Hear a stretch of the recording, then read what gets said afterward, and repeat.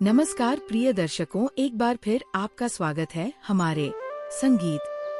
Subscribe करें, bell icon को on करें, अच्छे कमेंट किया करें ताकि हर आने वाले वीडियो का नोटिफिकेशन सबसे पहले आपको मिल सके, आप उसका फायदा उठा सके। चलिए शुरू करते हैं आज की ये प्यारी सी कहानी। यह प्यारा सा वीडियो प्रिय दर्शकों, एक गाँव में एक रामू नाम का किसान रहता था और उस किसान के 4 पुत्र थे। चारों पुत्र रामू के धीरे धीरे बड़े हो रहे थे। प्रिय दर्शकों, रामू के 3 बेटे तो काफी बुद्धिमान थे, लेकिन उसका जो छोटा बेटा था वह कुछ कम बुद्धि वाला था। लेकिन उसमें एक विशेषता थी कि वह जितना ही कम बुद्धि वाला था, उतना ही उसका शरीर बलशाली था, तगड़ा और तंदुरुस्त था। उस किसान रामू के दिमाग में एक विचार आया कि मेरे तीनों बेटे तो काफी बुद्धिमान हैं, वह अपना जीवन किसी न किसी तरह से काट लेंगे, लेकिन मेरा छोटा पुत्र कम बुद्धि वाला है, इसकी जीविका के लिए मुझे बड़ी चिंता हो रही है। फिर काफी सोच विचार के बाद वह इस नतीजे पर पहुंचा कि क्यों ना मैं अपने इस छोटे पुत्र को पहलवानी सिखा दूं। वैसे भी इसका शरीर देखने में पहलवानों जैसा है। अब तो उस किसान रामू ने अपने छोटे पुत्र को पहलवानी करवाना शुरू कर दिया।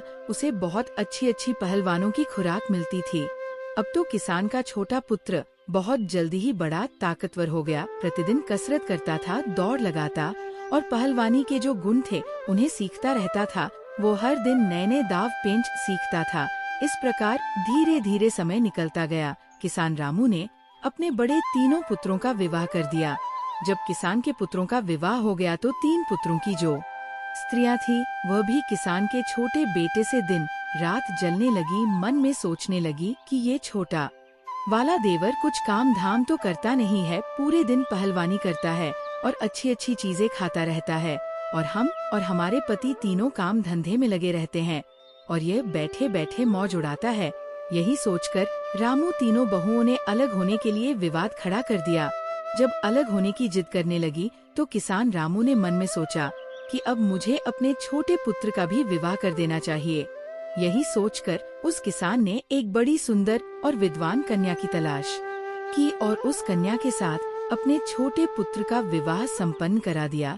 प्रिय दर्शकों, उस पहलवान की पत्नी इतनी सुंदर थी कि उस पूरे क्षेत्र में कोई भी स्त्री उसके समान सुंदर नहीं थी, और सुंदर होने के साथ साथ वह बड़ी विद्वान थी। उसे 14 विद्याओं का ज्ञान था। अब विवाह होने के बाद चारों पुत्रों को किसान ने अलग अलग कर दिया ताकि घर में किसी बात को लेकर विवाद ना हो। जब चारों बेटे अलग अलग हो गए तो किसान रामू के 3 बड़े बेटे काफी बुद्धिमान थे, इसीलिए वे तीनों अच्छी तरह से कमाने खाने लगे।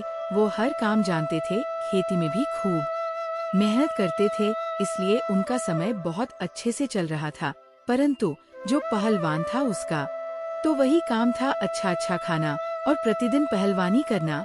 अब तो बहुत जल्दी ही उसके ऊपर कंगाली आने लगी। उसकी पत्नी उससे दिन रात लड़ने लगी, कहती थी कि तुम कोई काम नहीं करते हो, दिन भर खाली पड़े रहते हो, खाने को अच्छा चाहिए, इस तरह से हमारा गुजारा कैसे होगा।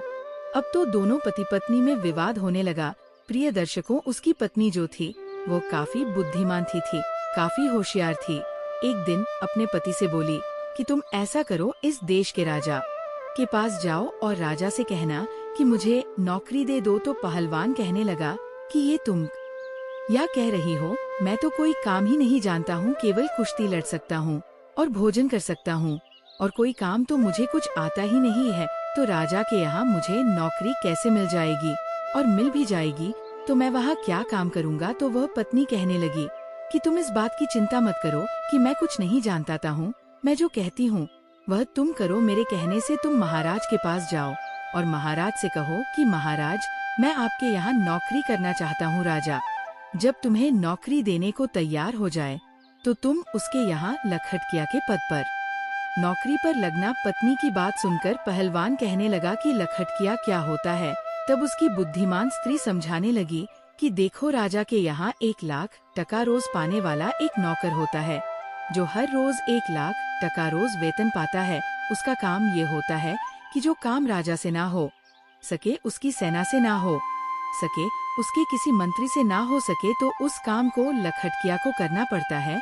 तो पहलवान बोला कि मैं तो कुछ जानता भी नहीं हूँ, फिर मैं उस काम को कैसे करूँगा। तब पत्नी बोली, देखो तुम चिंता मत करो, मैं हूँ, आप तो बस चले जाओ वहाँ और महाराज से कहना कि मुझे लखटकिया की नौकरी चाहिए।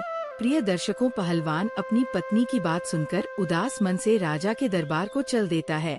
जब राजा के दरबार में पहुंचा तो महाराज ने देखा कि बड़ा बलवान पहलवानों जैसा शरीर वाला एक आदमी मेरे दरबार में आया है। तो राजा समझ गए कि शायद ये व्यक्ति नौकरी की तलाश में आया होगा। महाराज ने उससे पूछा कि आप किस लिए आए हैं? तो वह कहने लगा कि महाराज, मुझे नौकरी चाहिए। राजा ने पूछा, अच्छा ठीक है, आप हमें बताओ कि आप करोगे क्या, आप क्या कर सकते हो? तब वो पहलवान कहता है, महाराज, जो काम आपसे नहीं होगा, जो काम आपकी सेना से नहीं होगा, किसी मंत्री से नहीं होगा, वह काम मैं करूँगा, परंतु इसके बदले में मैं आपसे 1,00,000 रोज का वेतन लूंगा। राजा कहने लगा, तो अच्छा लखटकिया कि नौकरी करोगे? वह पहलवान कहने लगा, जी महाराज। राजा ने अपने मंत्रियों से विचार विमर्श किया और कहा कि देखो तो जरा, क्या हमसे पहले कभी किसी राजा ने किसी लखटकिया को नौकरी पर रखा है या नहीं? अब तो राजा के मंत्री ने जब पहले दस्तावेजों में देखा तो उन्हें पता चला कि महाराज के पिता ने ही एक लखटकिया को रखा था। तो मंत्री कहने लगा, महाराज, आपके पिता ने भी एक लखटकिया को नौकरी पर रखा था। अपने मंत्री की बात सुनकर राजा ने कहा, तो ठीक है, हम भी अपने यहाँ एक लखटकिया को रखते हैं। यही सोचकर राजा ने उस पहलवान को लखटकिया के रूप में अपने यहाँ नौकरी दे दी। लखटकिया कहने लगा, तो ठीक है महाराज, आप मुझे रहने के लिए कोई अच्छा सा कमरा दे दीजिए। जब भी कोई ऐसा काम पड़ेगा जो आपसे ना हो, आपकी सेना से ना हो, आपके किसी मंत्री से ना हो, तो आप खबर भेजकर मुझे बुलवा लेना। राजा ने उस पहलवान को अपने यहाँ जो शाही बाग था उसमें रहने को कह दिया। उस शाही बाग में एक बहुत सुंदर महल बना हुआ था। राजा ने कहा है, लखटकिया, तुम इस महल में आराम से रह सकते हो। जब मुझे आवश्यकता पड़ेगी तो मैं आपको बता दूंगा। उसी दिन से वह पहलवान 1,00,000 वेतन रोज पाने लगा। रहने के लिए उसे राजा की तरफ से एक महल भी मिल गया। अब तो वह पहलवान बड़े ही आराम से उस राजसी महल में रहने लगा। प्रतिदिन पहलवानी करता था, बगीचे में घूमता था और आराम से सो जाता था। धीरे धीरे यूं ही कुछ वक्त बीत जाता है। एक दिन राजा और उसके मंत्री पहलवान से कहने लगे कि आज तुम हमें अपने घर लेकर चलो, हम देखना चाहते हैं कि तेरा घर कैसा है अब। तो वह पहलवान महाराज के आदेश को टाल ना सका और मंत्री और राजा को लेकर अपने गांव के लिए चल देता है। वह पहलवान राजा और मंत्री को अपने घर बुला लाता है। पहलवान की पत्नी बड़ी सुंदर थी और बड़ा ही स्वादिष्ट भोजन बनाती थी। उसने देखा कि राजा और मंत्री हमारे घर आए हैं, तो उसने बड़ा ही स्वादिष्ट भोजन बनाया और उन्हें अपने हाथों से परोसा। राजा की नजर पहलवान की पत्नी पर चली गई। पहलवान की पत्नी तो सुंदर थी ही, इतनी सुंदर थी कि राजा रानी भी उसके सामने कुछ नहीं थी। राजा ये देखकर आश्चर्य में पड़ गया और भोजन करने के बाद महाराज और मंत्री वापस चले आए। अब राजा मंत्री से कहने लगा कि मंत्री, इस पहलवान की पत्नी कितनी सुंदर है, हमारी रानी भी इतनी सुंदर नहीं है। मंत्री ने कहा, हाँ महाराज, सुंदर तो है, परंतु क्या किया जाए, ये तो अपना अपना नसीब, किसी के नसीब में सोना है तो किसी के नसीब में मिट्टी भी नहीं। राजा बोला, मंत्री, मुझे ये बताओ कि हम इसकी पत्नी को पाना चाहते हैं, किस तरह से हम इसकी पत्नी को अपनी पत्नी बना सकते हैं, हमें क्या करना चाहिए? प्रिय दर्शकों, कहते हैं राजा योगी, अग्नि जल इनकी उल्टी रीत है, इनसे हमेशा बचकर चलो। राजाओं के उल्टे नियम होते हैं। राजा और मंत्री सोचने लगे पहलवान की पत्नी को राजा के महलों में कैसे लाया जाए। अब तो वे उसी दिन से पहलवान की पत्नी को हड़पने का षड्यंत्र रचने लगे। धीरे धीरे कुछ समय और बीत जाता है। इधर महाराज की जो माँ राजमाता, वह बीमार पड़ जाती है। जब राजमाता बीमार पड़ गई तो महाराज ने बड़े बड़े वैद्य को उन्हें दिखाया, परंतु किसी भी वैद्य का उपचार उन्हें ठीक नहीं कर पाया। राजमाता के पेट दर्द होता था, उनके बदन दर्द की बीमारी बढ़ती चली गई। कोई भी वैद्य हकीम उनका इलाज नहीं कर सका। एक दिन एक वैद्य जी आए। मंत्री ने मन में विचार किया कि मुझे कुछ षड्यंत्र रचना चाहिए। वैद्य को देखकर मंत्री कहने लगा, वैद्य जी, हमारे महाराज की माँ राजमाता बीमार है, क्या उनका इलाज कर सकते हैं? वैद्य ने कहा, हाँ, हम अवश्य उनका इलाज कर देंगे। मंत्री ने कहा, देखो जी, आपको इलाज मेरे अनुसार करना होगा। मंत्री ने कहा, मैं आपको 50 स्वर्ण मुद्राएं दूंगा। आप जब उनका इलाज करो तो इलाज के लिए तुम उनसे ऐसी वस्तु मंगवाना जो कहीं भी उपलब्ध ना हो। वैद्य को जब 50 स्वर्ण मुद्राएं पकड़ा दिए तो वैद्य लालच में आ गया। वैद्य कहने लगा, चलो मंत्री जी, मैं ऐसा ही करूँगा। अब तो मंत्री वैद्य को ले लेकर राज दरबार में आता है और राजा से कहता है, महाराज, ये वैद्य जी बड़े ही माने हुए हैं, इन्हें मैं काशीपुरी से बुलाकर लाया हूँ। ये वैद्य जी राजमाता का इलाज करना चाहते हैं। महाराज बोले, तब तो बड़ी ही प्रसन्नता की बात है। राजा फौरन उस वैद्य को साथ लेकर के राज पुरोहित, सेनापति और मंत्री को साथ लेकर अपनी राजमाता के पास जाता है। राजमाता का इलाज करने में वहाँ पहले से कई वैद्य लगे हुए थे। वैद्य जी ने राजमाता की नब्ज देखी और नब्ज देखकर राजा से कहा है, महाराज, इनका इलाज होना अब संभव नहीं है। राजा एकदम घबरा गया, कहने लगा, क्यों वैद्य जी, क्या बात है? वैद्य जी ने कहा है, राजन, आपकी माता को सिर्फ एक ही वस्तु ठीक कर सकती है। राजा कहने लगा, बताओ वह है क्या? वैद्य बोला, वह वस्तु बड़ी ही दुर्लभ है, इतनी आसानी से नहीं मिल सकती। राजा बोले कि आप बताओ तो सही, मैं उस औषधि को कुछ भी करके ढूंढ कर लाऊंगा। तब वैद्य जी ने बताया कि महाराज, यदि आप 4 हो रो बीला मंगवा दो तो आपकी माँ ठीक हो सकती है। 4 हूर बीला को मंगाकर आप उनका तेल निकलवाए और उस तेल की मालिश राजमाता के शरीर पर करवाएं। राजमाता बहुत जल्दी स्वस्थ हो जाएंगी। वैद्य की बात सुनकर के राजा मन में विचार करने लगा कि अवश्य हम उस हूर बीला जानवर को मंगवाए। वो कहाँ मिलता है? वैद्य कहने लगा, वो हूर बीला हिमालय के जंगलों में मिलते हैं। वही वैद्य राजमाता का इलाज करने में लग जाता है और महाराज दरबार में आते हैं। दरबार में आकर महाराज ने अपने समस्त सभासदों को बुलाया, मंत्रियों को बुलाया, सेनापतियों को बुलाया और उनसे कहा कि कोई भी ऐसा योद्धा है जो हूर बीला नाम के जानवर ला सके।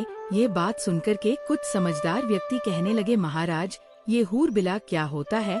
हमने आज तक तो ये नाम नहीं सुना। राजा कहने लगे, ये कोई एक प्रजाति का जानवर है जो हिमालय के जंगलों में रहता है।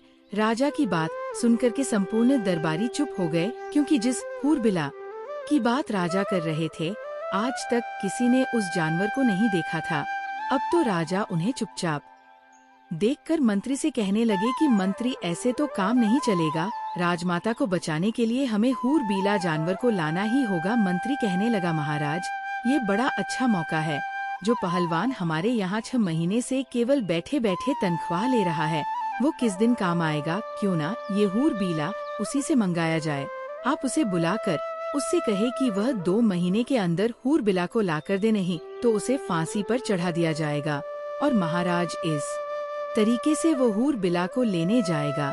अगर वह ले आता है तब तो ठीक है, राजमाता बच जाएगी। अगर वह मर जाता है तो और भी अच्छी बात है, उसकी पत्नी फिर आपके लिए रह जाएगी। आप उसे राजमहल में ले आना। राजा की नियत तो पहले से ही पहलवान की पत्नी पर थी। राजा कहने लगा, वाह मंत्री, क्या अच्छा सुझाव दिया है। पहलवान अभी हूर बीला नहीं ला सका तो हम उसको फांसी पर चढ़ा देंगे, क्योंकि वो 6 महीने से लाख टका रोज ले रहा है। अब तो राजा ने बिना देर किए 4 सिपाही भेजे और पहलवान को अपने दरबार में बुला लिया। पहलवान महाराज के दरबार में आ जाता है। महाराज ने कहा कि है पहलवान, तुम काफी समय से बैठे बैठे वेतन ले रहे हो, अभी तक कोई काम तुमने हमारा नहीं किया है। अब एक आवश्यक काम आ गया है। पहलवान बोला, महाराज आज्ञा कीजिए, मैं अवश्य करूँगा। तब राजा कहता है कि हमें 4 हूर बीला की जरूरत है, उनका तेल निकलवाना है और तेल निकलवा कर राजमाता के शरीर पर मालिश करनी है, जिससे उनकी बीमारी दूर हो सके। राजा की बात सुनकर पहलवान सोच में पड़ गया, कहने लगा, महाराज, मुझे कुछ समझ में नहीं आया, ये हूर बीला क्या होता है? राजा ने कहा, हम भी नहीं जानते, लेकिन तुम्हें लाना है। काफी सोच विचार के बाद पहलवान कहने लगा, महाराज, आप मुझे कुछ समय दीजिए। राजा बोले कि इसके लिए मैं आपको 1 महीने का समय देता हूँ। यदि आप 1 महीने में हूर बीला को नहीं ला पा तो आपको फांसी पर चढ़ा दिया जाएगा। पहलवान महाराज की बात सुनकर घबरा जाता है और अपने बगीचे में आता है। मंद बुद्धि का तो वह था ही, मन में विचार करने लगा कि चलो देख लूंगा, अगर कहीं मिलेगा तो हमारे पास 2 महीने का समय है। इस प्रकार 4 दिन का समय तो वो वहीं पर निकाल देता है। अब इधर राजा और मंत्री और सेनापति मन में विचार करने लगे कि लगता है वो अभी तक हूरबिला को लेने नहीं गया है। 4 दिन से आराम से बाग में सो रहा है। आप उसके के पास जाइए और उससे कहिए कि वो जल्दी से जल्दी हूरबिला को लेकर आए, वरना हम उसे फांसी पर चढ़ा देंगे। ये बात सुनकर के राजा कहने लगे, ठीक है, मैं जाता हूँ और देखता हूँ कि वो अभी तक क्यों नहीं गया है। ऐसा विचार करके राजा उस पहलवान के घर पर जाते हैं। पहलवान ने ये बात अपनी पत्नी को कभी नहीं बताई थी। पहलवान की पत्नी बड़ी विद्वान थी। उसने एक 100 हाथ गहरा कुआं अपने आंगन में खुदवा रखा था और कुएं के ऊपर उसने एक खाट बिछा रखी थी। उस पाई को उसने कच्चे सूत से बनवाया था। उसके ऊपर एक बहुत सुंदर मखमली बिस्तर लगा दिया था।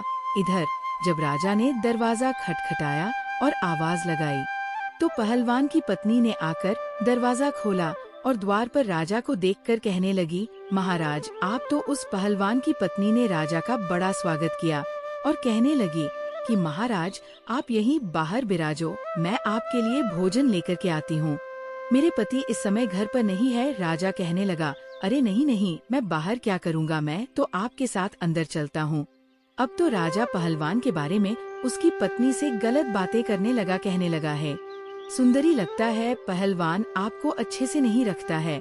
अरे वह आपको क्या अच्छे से रखेगा, वह तो खुद दूसरे की नौकरी करता है। अगर तुम हमारे महलों की रानी होती तो जिंदगी कितनी खूबसूरत होती। राजा के मुख से जब इस तरह की मीठी मीठी बातें पहलवान की पत्नी ने सुनी तो वो समझ गई कि लगता है राजा की नीयत खराब है, इसलिए अब इनको सबक सिखाना चाहिए।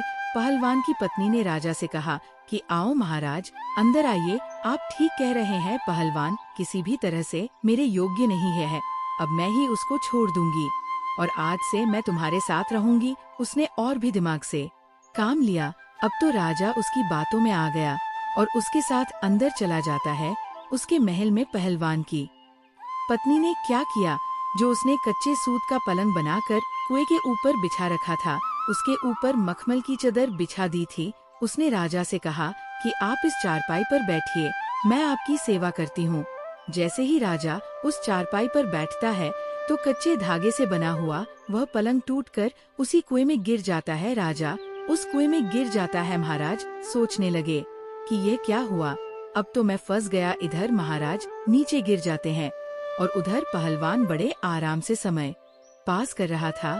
जब सुबह हुई तो पहलवान की पत्नी ने अपने अपने देवर जेठ के पुत्रों को बुलाया। उनके कई पुथे उन्हें बुलाया और उनसे कहा कि मैं आपको 2 स्वर्ण मुद्राएं दूंगी, इसमें एक व्यक्ति है, उसे बाहर निकालो। उसके पुत्रों ने उस राजा को बाहर निकाला और आदेश दिया कि इसको बांधकर इसके ऊपर 50 कोड़े लगाए जाएं। अब तो पहलवान की पत्नी के आदेश पर राजा को 50 कोड़े लगाए गए और कहा कि इसको वापस इसी कुआं में डाल दीजिए। उन पुत्रों ने वापस उसको कुएं में डाल दिया। पहलवान की पत्नी ने कहा कि एक मटके में पानी और 2-2 रोटी इस कुएं में नीचे रख। 2 रस्सी की सहायता से रोटी और पानी भी कुएं में पहुंचा दिया।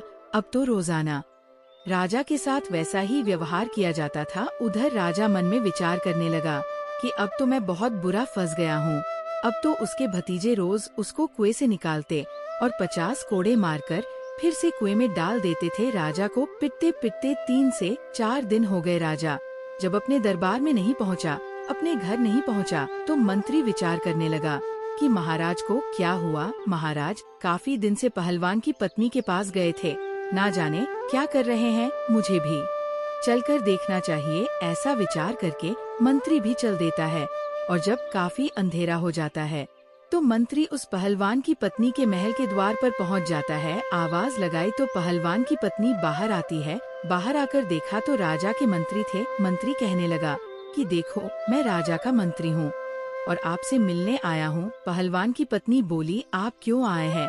पहलवान की पत्नी के ऊपर मंत्री की भी नीयत खराब थी। मंत्री कहने लगा कि मैं इसलिए आया हूँ, देखो पहलवान तो अब मर ही जाएगा, वह जीवित नहीं रहेगा क्योंकि वो हिमालय के जंगलों में गया है और तुम कहाँ अकेली यहाँ रहोगी, इसलिए तुम मेरे साथ चलो, मैं आपको महाराज के महलों में लेकर के चलूंगा। पहलवान की पत्नी ने जब मंत्री की बात सुनी तो वो उसके दिमाग को भी समझ गई। उसने फिर से दिमाग से काम लिया और कहने लगी, आप मेरे साथ आइए, इस प्रकार पहलवान की पत्नी मंत्री को बुलाकर अंदर ले गई और उसी खाट पर, जिस पर कच्चा सूत लगा हुआ था, उस खाट पर मंत्री को बैठा दिया। मंत्री जैसे ही खाट पर बैठा तो एकदम से कुएं के अंदर गिर पड़ा और राजा के ऊपर जाकर गिरा। राजा देखकर कहने लगा कि मंत्री जी तुम यहाँ कैसे? मंत्री ने कहा, महाराज आप यहाँ कैसे? जवाब दिया, मैं पहलवान की पत्नी की खातिर खुशामद में हूँ। अब तू भी आ गया है तो और भी अच्छा हुआ।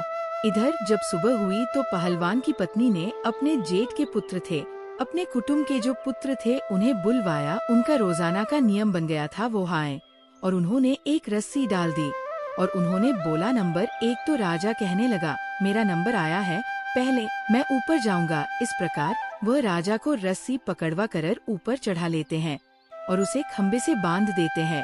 फिर दूसरा रस्सा डाला, उसको बोल नंबर 2। तो मंत्री भी ऊपर आ गया, उसको भी खम्बे से बांध दिया। फिर उनको 50 से 50 कोड़ लगाए, फिर से उसी कुएं में डाल दिया गया और कहा कि इनको एक मटका पानी और 4 रोटी नीचे पहुंचा। 2 रस्सी की सहायता से रोटी और पानी कुएं में नीचे पहुंचा दिया। अब तो राजा और मंत्री के साथ प्रतिदिन 5050 कोड़े बरसने लगे। उनको रोजाना कोड़ों की मार पड़ने लगी। राजा और मंत्री दोनों के शरीर से चमड़ी उतर गई थी। इसी तरह से 10 दिन निकल जाते हैं। इधर राजा के सेनापति ने विचार किया कि राजा को ढूंढने के लिए मंत्री गया था, वह भी लौटकर अभी तक नहीं आया। मुझे भी चलकर देखना चाहिए कि उनके साथ आखिर क्या हुआ है। वह तो पहलवान की पत्नी के पास ही तो नहीं रुक गए, ना जाने क्या कर रहे हैं। ये विचार करके सेनापति भी चल देता है। सेनापति जब शाम होने पर पहलवान के घर जाता है। इधर पहलवान की पत्नी ने आकर दरवाजा खोला, बाहर देखा तो सेनापति खड़ा था। पूछने लगी, आप कौन हैं? तो सेनापति कहने लगा कि हम महाराज के सेनापति हैं और तुम्हारे पास आज की रात्रि बिता चाहते हैं। क्योंकि पहलवान की पत्नी बहुत सुंदर थी, जो एक बार उसे देख लेता था तो उस पर मोहित हो जाता था।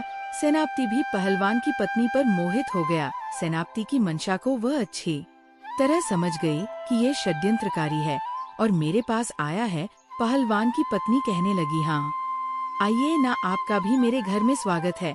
सेनापति भी उसकी बातों में फंस गया। सेनापति ने सोचा कि अब तो ये मेरी पत्नी होकर रहेगी, लेकिन पहलवान की पत्नी बड़ी विद्वान थी। उसने सेनापति को भी उसी खाट पर बैठने को कहा और जैसे ही वह कच्चे सूत की खाट पर बैठा तो वह भी नीचे कुएं में गिर गया। उसमें राजा और मंत्री तो पहले से ही पड़े हुए थे। जब राजा ने और मंत्री ने सेनापति को देखा तो कहने लगे, सेनापति तुम? सेनापति बोला, जी महाराज। अरे आप भी इसी में है, मैं आपको ही तो ढूंढने आया था। राजा बोला, तुमने ढूंढ लिया हमें, अब सुबह देखना क्या होता है। सेनापति बोला, क्या होगा? मंत्री बोले, सुबह देखना, अभी चुपचाप सो जाओ। जब सुबह हुई तो पहलवान की पत्नी ने अपने देवर जेठ पुत्रों को बुलाया। वह सब लोग आए और उन्होंने आकर रस्सा नंबर 1 डाल दिया।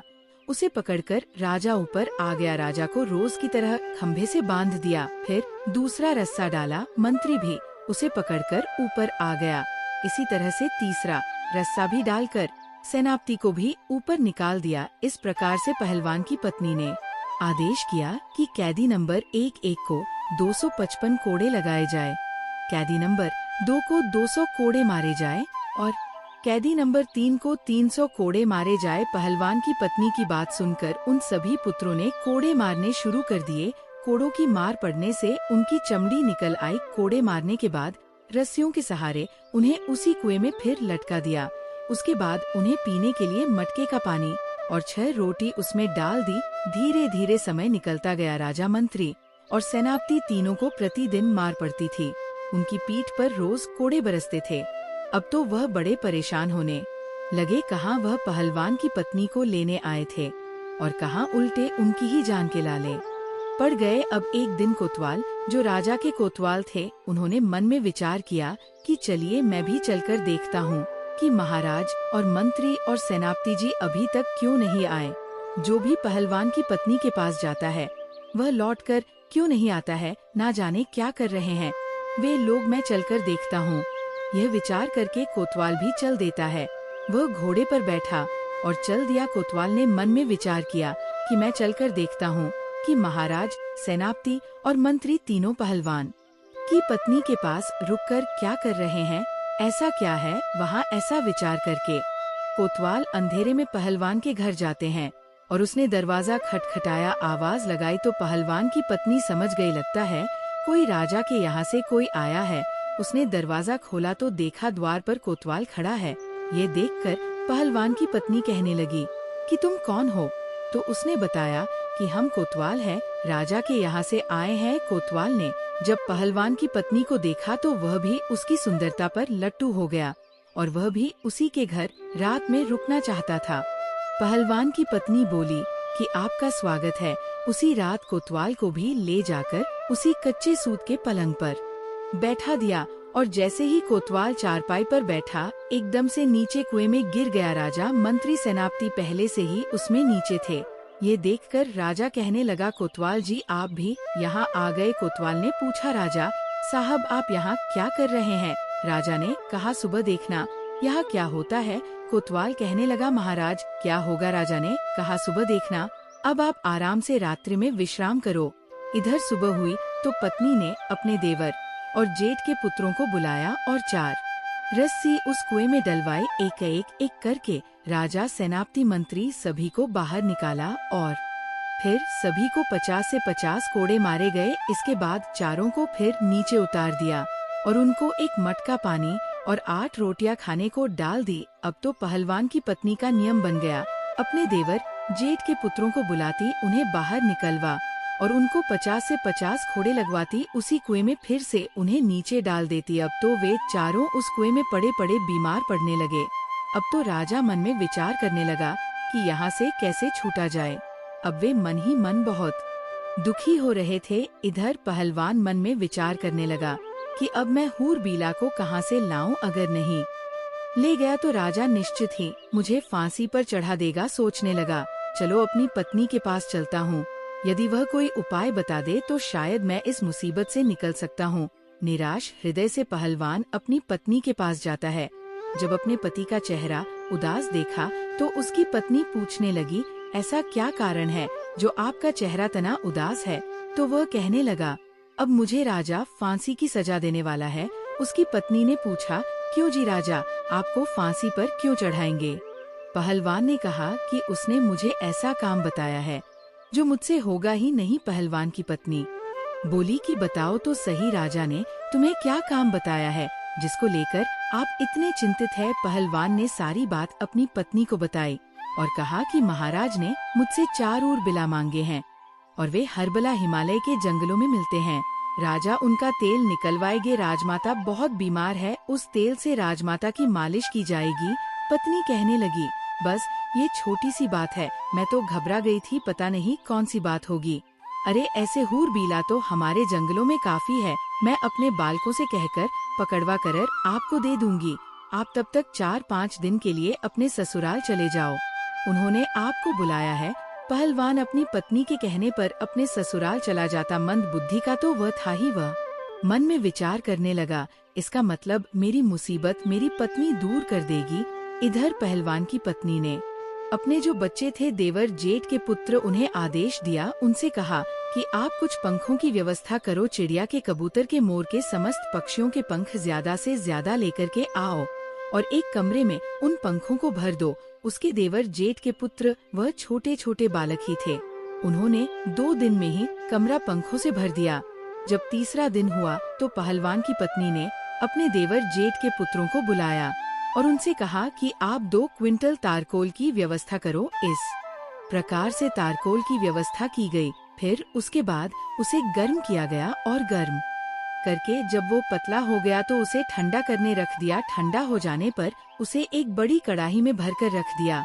जब तारकोल ठंडा हो गया तो उसे एक बड़ी कढ़ाई में भरकर रख दिया। फिर उसके बाद उस कुएं में 1 नंबर रस्सा डाला गया। तो राजा सोचने लगा, अरे आज तो मुझे दोपहर से ही बुलाया जा रहा है, रोजाना तो सुबह पिटाई होती थी, अभी तो दोपहर का समय है, क्या आज फिर मार पड़ने वाली है? तो राजा चुपचाप से ऊपर चढ़ जाता है। पहलवान की पत्नी वहाँ डंडा लेकर के बैठी थी। उसने राजा से कहा कि ये कढ़ाई रखी है, इसमें स्नान करो, यदि ज्यादा आनाकानी की तो इस डंडे की मार पड़ेगी। राजा चुपचाप डर के मारे उस तारकोल से भरे कढ़ाई में घुस जाता है और जब वो बाहर निकला तो संपूर्ण शरीर पर तारकोल लिपट गया। पहलवान की पत्नी बोली, इस कमरे में जाइए और इसमें आराम से लेट जाइए। राजा को उस कमरे में भेज दिया गया जिसमें हजारों पक्षियों के पंख पड़े थे। राजा जैसे ही उस कमरे में लेटा तो पक्षियों के सारे पंख उनके शरीर से चिपक गए। राजा जैसे ही उस कमरे में लौटे तो पूरे शरीर से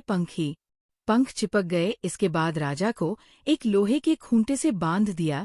इस तरह से नंबर 2 रस्सा डाला गया। मंत्री को बुलाया गया। मंत्री सोचने लगा, अब मुझे बुलाया जा रहा है। राजा साहब अभी तक नीचे नहीं आए, हो सकता है उन्हें छोड़ दिया हो। लगता है आज हम सबको रिहा किया जा रहा है। तो मंत्री बड़ी जल्दी ऊपर चढ़कर आ जाता है। ऊपर चढ़कर जब आया तो देखा कि पहलवान की पत्नी डंडा लेकर बैठी हुई है। मंत्री से कहा, चलो इस कढ़ाई में स्नान करो। मंत्री गिड़गिड़ा लगा, परंतु पहलवान की पत्नी ने उसे बलपूर्वक उस कढ़ाई में गिरा दिया।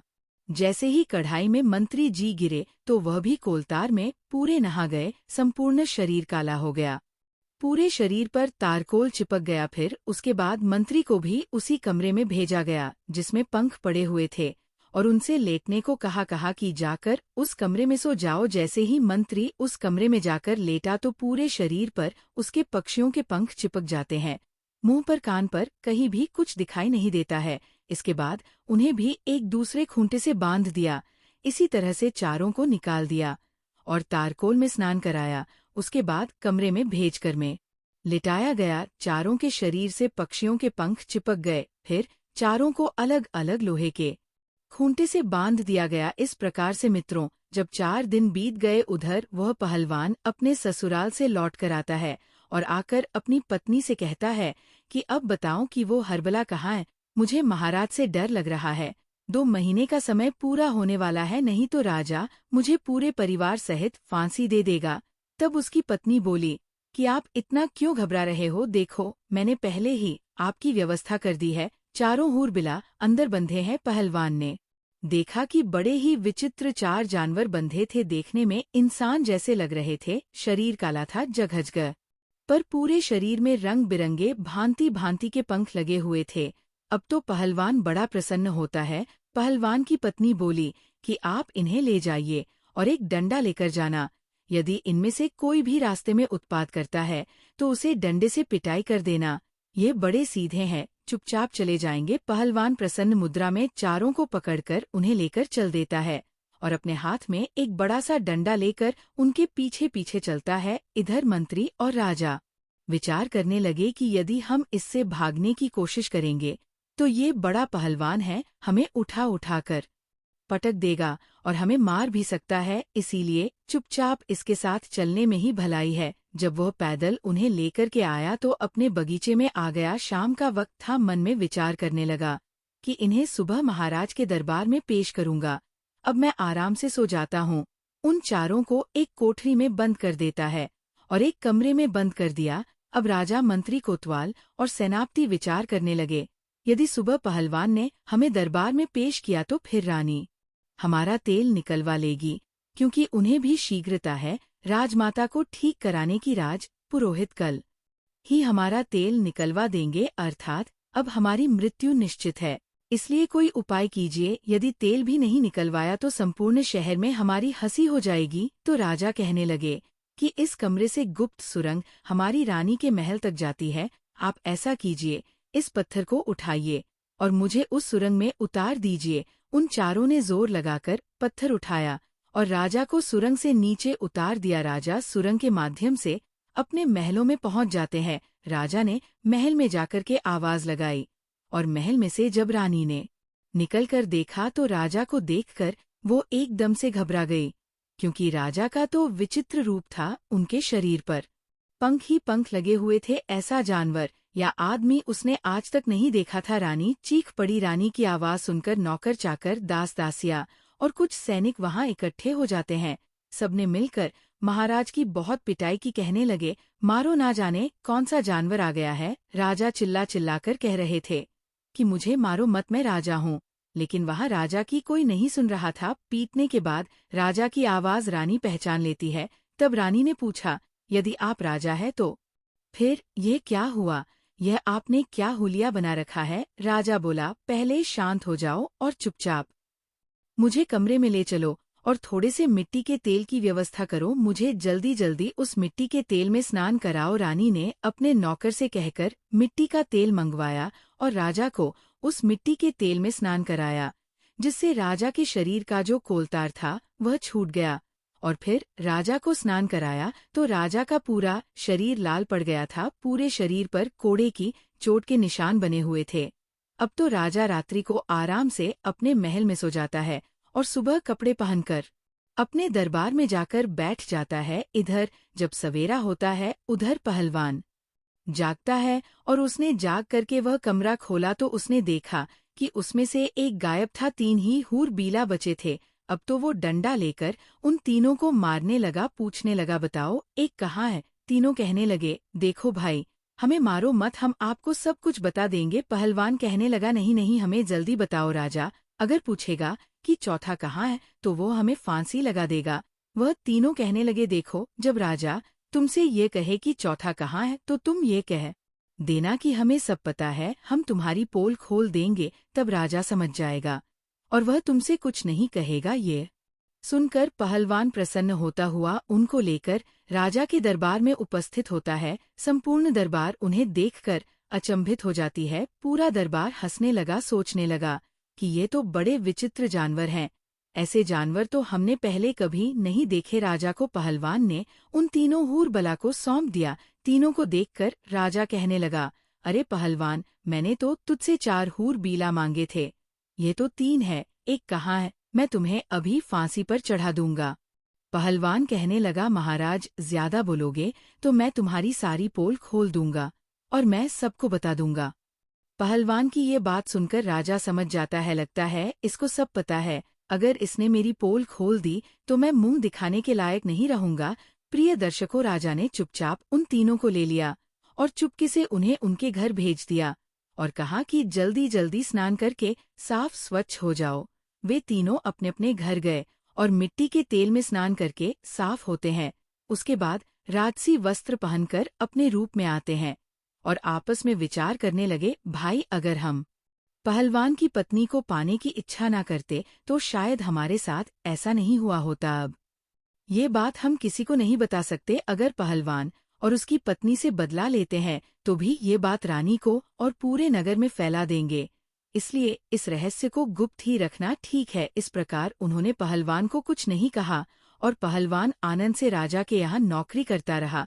प्रिय दर्शकों, इस कहानी का उद्देश्य ये है कि दूसरे की स्त्री दूसरे के धन के पीछे मत भागो, अगर भागोगे तो इसी तरह कायल होना पड़ेगा। कहते हैं ये 4 लोग हमेशा दूसरे की स्त्री एवं धन को देखकर नियत खराब करते हैं, इसलिए इन्हें कभी अपने घर बुलाकर मत लाना। नंबर 1, जो कामी और लालची हो, जिन्होंने कभी धर्मशास्त्रों को ना पढ़ा हो और ना सुना हो, जिन्होंने कभी किसी को अपना आदर्श नहीं माना, जो धर्म से अनभिज्ञ है, जिनका मन चंचल है, जिन्हें ईश्वर का भय नहीं होता, जो पशु वृत्ति वाले हैं, ऐसे लोग हमेशा दूसरे की स्त्री और दूसरे के धन को देख नियत खराब करते हैं।